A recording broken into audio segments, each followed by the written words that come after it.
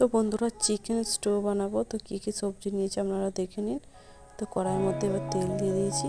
এখানে নিয়েছি গাজর, আলু, পেঁয়াজ, শুকনো লঙ্কা, আর নিয়েছি কাঁচা লঙ্কা আর চিকেন নিয়ে দেখুন ভালো করে চিকেনটা দিয়ে দিচ্ছি। চিকেনটা দিয়ে ভালো করে কষিয়ে নিচ্ছি।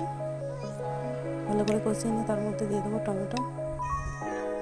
দেখুন ভালো করে কষিয়ে নিচ্ছি। এবার দিয়ে দিচ্ছি টমেটো।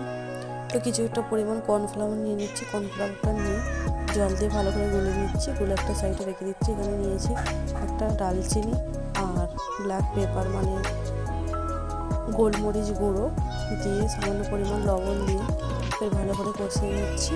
এটা আপনারা বন্ধুরা ঘি দিয়েও করতে পারেন কিংবা বাটার দিয়েও করতে পারেন কিংবা রিফাইন অয়েল দিয়ে করতে পারেন। তো আমি রিফাইন অয়েল দিয়েই করেছি। তো আপনাদের যেটা হাতের কাছে থাকবে সেইটা দিয়েই বানাতে পারবে। তো দেখুন তারপর কর্নফ্লাওয়ারটা দিয়ে ভালো করে কষিয়ে নিয়ে জল দিয়ে দিয়েছি। জল দিয়ে এবার ঢাকা দিয়ে রেখে দিচ্ছি। ঢাকা দিয়ে দেখুন বন্ধুরা ফুটে উঠে যে হয়ে গেছে। এটা একটা পাত্রের মধ্যে উঠিয়ে নিচ্ছি। দেখুন কত সুন্দর লাগছে। তো বন্ধুরা চ্যানেলটাকে সাবস্ক্রাইব করে পাশে থাকবে।